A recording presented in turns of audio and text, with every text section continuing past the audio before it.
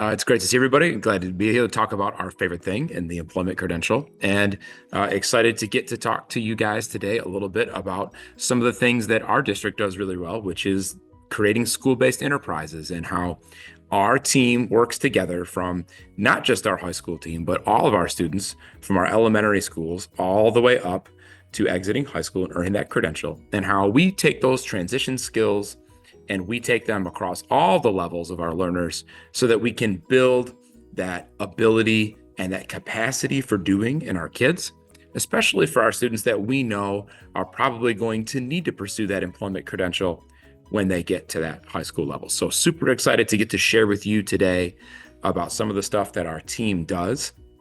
Would love to answer any questions you have, or if you're listening, if you're watching and you want to reach out afterward today, we'll be happy to get my email out to you guys if you have questions about how you can get started doing these things, or how you take that first step, or how you work to get permissions for certain things, and we can kind of go through that. But school-based enterprises or SBEs or student-based enterprises, there's a lot of acronyms, and all those acronyms usually come back to mean the same thing, which is an activity that the students or the school and the teachers take ownership of that provides them with the business model to work on a skill or a task or a skill set that sets them up with practice. It sets them up with experience to gain skills that they need as they work along the way.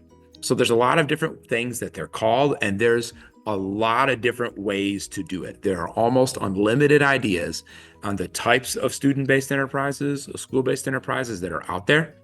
The one thing you'll find in common is that everyone that implements them usually loves them, and they get really good output out of their students because they enjoy being out of the seat, being hands-on, and doing a skill that matters to them. So that's really important.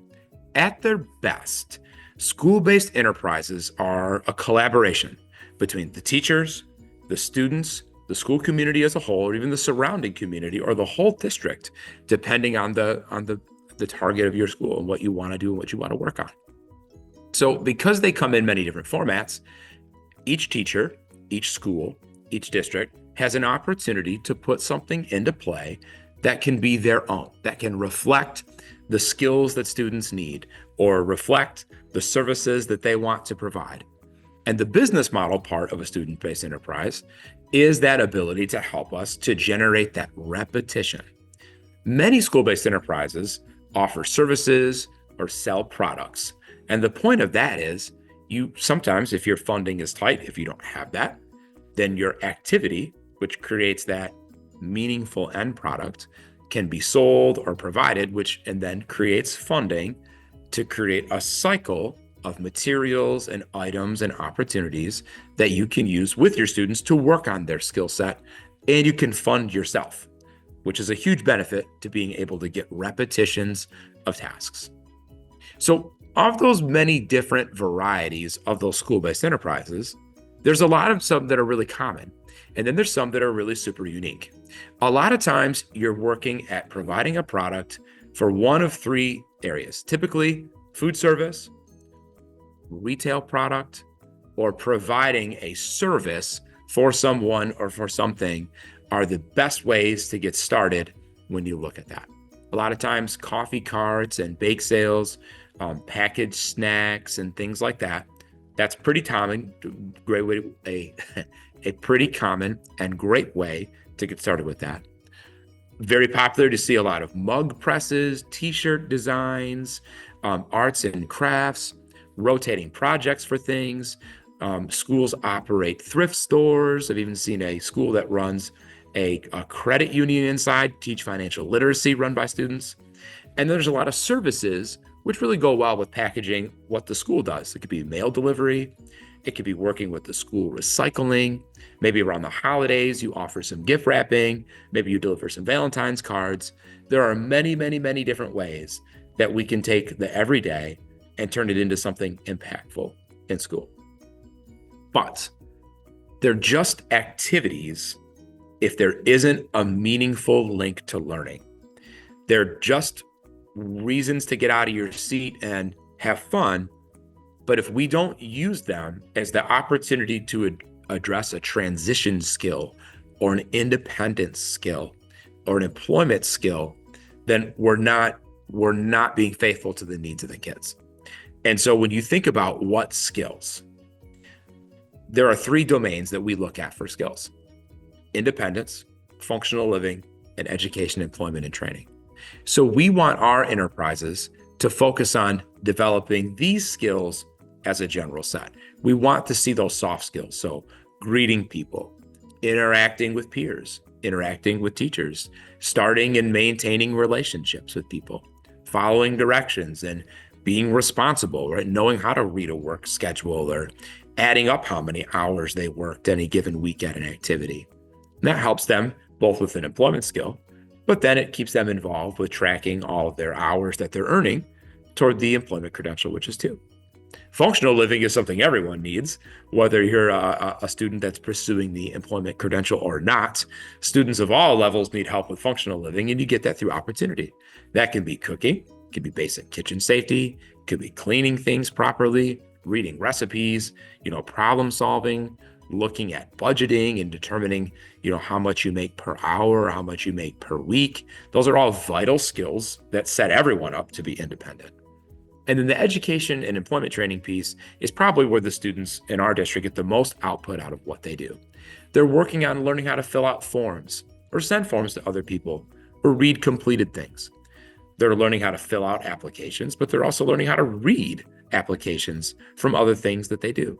And then professionalism, and a lot of times modeling, skill repetition, task boxes, all of those skills build together in those domains to give you an effective practice that is based in your classroom, but a lot of times you're not going to be just in your classroom. You're going to be at your business to create a purpose for what you're doing with your students. So why student-based enterprises? Well, hosting student-based enterprises, particularly at your school or in your school district, it offers some advantages because it helps solve some problems. First off, if you're basing yourself in your school, you're looking at not needing as many transportation requirements. Typically, you don't have to have a relationship built with a collaborating employer because your school district is the employer. You may not need certain clearances for safety and supervision for background checks if you go to a community center. If you're working in your school district, you'll have a really high percentage of everyone that's vetted out to be there properly. And you can count almost every single hour that you're doing toward that employment credential. You can also count on routine things like customer availability. At any given day, you're going to have this many number of people at school, this many potential customers, and then you might happen at this different time of year pretty consistently.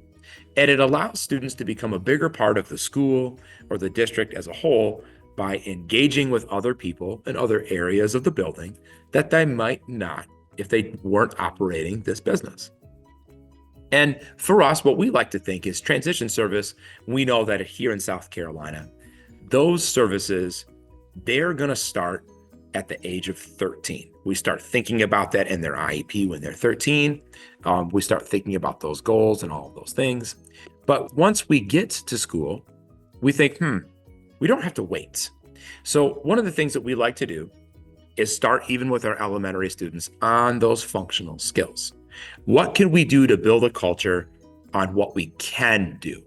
We know that for our students that are receiving special services, we got a document that says all the things we can't do. We've got an IEP for our goals, and our strengths are in there too. But this is also a big opportunity to be here and focus on what we can do and how do we build from that. So we don't think about it just at 13 and up. We think about it for our kids as a whole. So I want to take a few minutes and walk you through some of the things that our schools do in District 6. Again, we start with the elementary schools, but our focus isn't, like we said, just to get career ready. We want to focus on the development of the student as a whole, and this is kind of some of the ways that we do it. In our elementary schools, we have two different programs. One at Fair Forest Elementary School, we have the Big Heart Snack Cart, and every single week this builds throughout the school year. The students from all grade levels, even down with our little K1 class, work together to operate a teacher service snack cart where they take orders for a product, they package deliver and receipts, snacks and drinks, even cappuccinos or lattes, custom made, to the teachers that are in the building. And so each piece of it that goes into that is given down to students to break down. They have a day of the week where they take orders. They have amazing hangers that teachers put on the outside of their door on order day. That's visual, so they can just easily track which item a teacher wants. They work on making labels and navigating the building independently. They take payment, and each of the students assigns a different role. They have a manager. They'll have someone that is the cashier. They have inventory. They have people that take inventory of the drinks that are in stock, the drinks that are in the fridge to stay cold. And when they make their cappuccinos, they also have someone that runs that espresso machine for them. And then each week on Friday, the teachers that participate get a snack and a treat delivered to their door. And these kids get a lot of skills that they can work on throughout the week. At Roebuck Elementary School, offer a similar program called Roebuck's Coffee. And they also operate on that idea of serving teachers. They also have a really cool ordering program that they use. They have amazing branding. They have custom cups. Their students have name tags and they have to clock in and clock out. They have different jobs and tasks and rotations that they move around through. And their program is a little bit different. In addition to serving coffee, tea, and lemonade, they also feature a baked item that they learn how to make together as well. That could be a muffin that they may serve to teachers. So they get to try out different things. They work more, though, with some of those measuring skills, like how to make the right amount of tea or how much sugar to put in the lemonade. So they're also working on some of those math skills that fold in there while they're still providing that. They operate just one time a week. So they take pre-orders, and then throughout the week, they work on certain skills.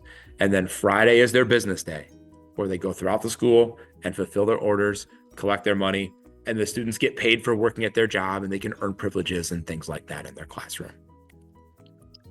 In our middle schools, we have a lot of different things.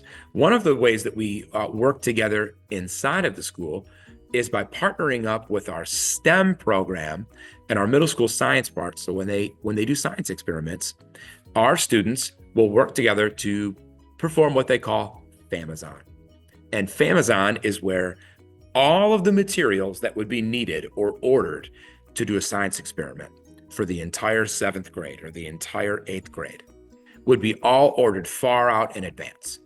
And then our students, like they were working in packaging or inventory, have to take all of those buckets that you see behind the students there and picture out every material that would be needed into those buckets.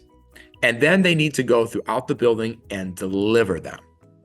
So we can work on counting this way. We can work on navigating that building independently. We can work on whether we're using a visual skill, or for our students that are higher functioning, we can give them multiple classrooms and give them multiple orders to fill to do that. And this program doesn't come from anything innovative. It just comes from communicating with the science department to find out, hey, we saw that you guys were preparing out and all the teachers were staying after school to package out all these materials. Our students would love to do that. And so the teachers took that and they made it their own. So when they do science experiments throughout the year, they help to pack and prepare, and then they deliver far out in advance so they have time to work on it. And then like anything else, they pack it up, they wrap it down, the students they get paid, they earn their privileges, and then the next time an experiment comes around, they'll be good to go. We also offer at Fair Forest Middle School a snack cart and cookies. Snack cart like we've had before, like we talked about at the elementary schools. That's a pretty easy one. They use a Keurig and an espresso machine, and they make it right there. You can choose your creamer, and the students follow that to make that order. They also sell snacks and goodies and take inventory and payment for those things. But this program actually works with I believe they're Mrs. Fields cookies. It might be a different name now. I'm not sure. But they also make cookies that they can sell to the student population in conjunction with the cafeteria. So throughout the week, they will prepare what they need to do. They learn about cooking and they learn about the oven safety. Then they'll bake the cookies, they'll package them up, and they seal them up. And then they have a sell day right after they bake those cookies the next day, and sometimes the day of. So they have to learn those basic kitchen safety skills, and they have to learn how to take the dough out and place it on the board. They count the number of cookies in the bag. They take the orders, and then they have a customer service window where they'll go and sell the students and teachers right there in the lunchtime for all the other students. This is a fun one, and this one is liked by a lot because A, who doesn't like cookies? And B, they get to be with their peers a lot. So this is the only one we have where they're actually selling to their peers, which is pretty cool. Cavalier Cleaners is one of our high school programs. In our district, as I'm sure this is the case in many districts, there is always a demand, right, for power washing. And so a lot of our students, particularly our boys, they really like to run the power washers. And so what we do is we have a set of power washing, and we will link up with schools that need their campuses or their sidewalks prepared and ready to go. And so we have these, we just got these pressure washers from Lowe's. They're all electric. And then the students have to practice loading and unloading to go out and perform their service. They've got to learn how to run the machines. They've got to learn how to make sure that they pack appropriately. They got to load up our work bus before we head out. And then we'll go out to elementary schools, or we'll go out to some of the stadiums, or we'll go out to other places in our building that might want some pressure washing that the maintenance department maybe can't get around to. So all of the skill that goes into using the machine, plugging in the machine, wrapping up the cords the right way, like you're getting ready to go work, you have to log in your equipment and you have to log out. And this one's quite a bit of fun, particularly in the summer when it gets hot. Students like this one. But we go around just to our buildings and provide the service for them, and students get to have fun with that one. We have a freshman freeze program that we started about 2 years ago at our Dorman freshman campus. And this one works in food service, but in a unique way that's different. Trying to capitalize on the trend of the freeze-dried or flash-frozen, whatever you want to call it. I'm not sure of the right term. I think it's freeze-dried. Candies and fruits and ice creams and things like that you put into this incredible machine. And it's not like a dehydrator. It does it in a very different way. And it makes all these super trendy sour candies and fruits and things like that. And so the students go through the process of learning about food safety. They get to try and learn how to operate the machine. They have to learn how to set timers. They have a heat sealing thing so that they can put their product into bags and moisture won't come in. And so they would work with our cafeterias to take fruits and vegetables from our district has a farm, and to try those out. They've made yogurt toppings that you could just dump in a quick yogurt as a to-go bag. And they've even looked at making some yogurt melts and trying to make those little yogurt puffs for the little ones for their snacks, maybe at our Child Development Center, and looking at those things. And that's just a way for them to practice the food safety, labeling, reading dates, and working on those skills in a new or a unique way that we didn't have anywhere else. And they take orders, they deliver, they package them. It's a cool little program. Cavalier Candle and Mug is another one of our businesses, maybe the one that's been around almost the longest, where our employment teachers work with our students to operate a heat press. But they also have all the materials that you would need to make candles. And so they melt down wax, they have to measure that out, they have jars and wicks, they go through all the training to learn how to produce different candles or wax melts for a scent warmer. So a lot of times they package together sales where they will learn how to use a sublimation printer. Right now, this program is making something like 620 different employee appreciation mugs. So the business is consistently there. Students can learn how to print. They line it up. They have to learn how to make sure the quality is good. They have to package it. They got to make sure their order's ready to go. And in addition to that, they're also making candles and wax melts, which are always a popular seller. The students like this one. It's different. Teachers like this one, and it's a great business to run, especially in the spring and the fall because holidays come around, and it makes for a quick and easy gift that you can get for someone. And so a lot of times they'll sell a bunch. That's where we tie into one of our other businesses, which is Cavazon. Cavazon is a business that's just inside of our school where students take over for the delivery in the mailroom. So Dorman High School in District 6 is huge. We have a big mailroom. There are packages and envelopes and things that come in every single day. And we have students that we want to maybe think about potentially working and shipping and handling in the future. There are FedEx and UPS areas around with us and things like that. So packaging and lifting and delivering and working on a schedule, being independent are the skills that this program operates. They will every day at different times throughout the day. They go and check for deliveries. They have to receipt them. They have to take inventory, and then they deliver them all throughout the building. That could be copy paper. That could be mugs and candles that they've produced. It could be anything that came in that needs to go down to B wing or up over to C wing from the dock. They learn how to use dollies and things like that. And they have to learn how to make sure they keep up with where they're going to get everything delivered in the right place. And we just partner with our own school to take that off of their hands and turn that into an opportunity for our kids, which gives us that skill that we want to hit. We have Cavalier Confections, which is a program where students are working on making cakes and cookies and cupcakes. These students are more focused on cooking. So these are mostly for our older students, and they're working on independently being able to prepare something for themselves or to cook in their house or to know how to put things in the fridge properly, doing dishes safely, learning those important skills to be in the kitchen. And so one of the things that they do is they produce a lot of different things as an excuse to learn how to cook properly. And then they sell their product to the teachers in the building. Could be snack mix, could be cookies, cupcakes. We did Irish soda bread one time to try different things, pretzels, things like that. So we learn how to make different things to learn how to use different things that are in the kitchen. Our Fair Forest Middle School copy shop was maybe our most popular program. This was something that we used for office clerical experiences, because we had so many students that want to work in an office building, or they don't want to work in food service. They want to try something else. So our copy shop, which is now at both of our middle schools, allows teachers to use Google Forms and perform some IT. So we have students with a special email address and all that, and teachers can complete forms, send their documents into our copy shop, and then our students will receive those orders.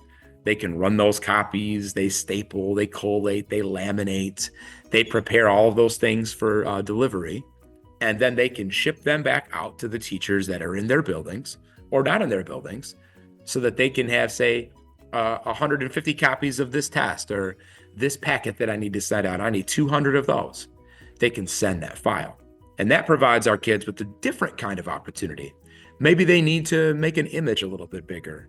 Maybe they need to learn how to use a copy machine or send an attachment in an email properly. So this is a way that we work on some tech skills and also back and forth with online ordering, responding to emails, making receipts. It's all just ways to take skills and package it together with that. So that was a lot of talking on my part. But to boil it all down, you ask, well, how do I get started with this? Because it can feel so overwhelming when you're in your classroom and you have so much to do. You have so much to teach. You have so many new standards and you're working on all these things and IEPs and all that. But the easiest way to get started is to start small. For us, we just look at our kids and we identify what is a skill that they need. What is a skill that the students in my room lack? What is an ability that I would like them to have as I'm forward thinking out about the future on that? And then pair that skill with a niche or a use in your school setting, or maybe not in your school directly, but around your school, and how you can use that skill to pair up with that. Once you find a way to use that skill, so let's say that skill is taking inventory. Well, once you find a use for that skill, taking inventory of food, of snacks, of drinks, of orders, then you build something around it that you offer as a service. That way it can become repeatable to give students additional opportunities to make mistakes, work their way through mistakes, and then it provides more students with an opportunity to do that same thing. And you start small. And then as you're more successful or as your kids like it, you identify new skills that you want them to work on or ways that you can extend, and you can add new ideas and grow along the way as you and your students are ready for. the best part of SBEs is that time spent with the kids doing meaningful, applicable hands-on activities. You see a different side of your learners, and it gives them a different kind of experience that complements what you do every day in your classroom. Super, super, super nice. So in our district, that's our focus. We really work with our employment credential kids on building their capacity through doing, and we start it with our littles all the way up through there.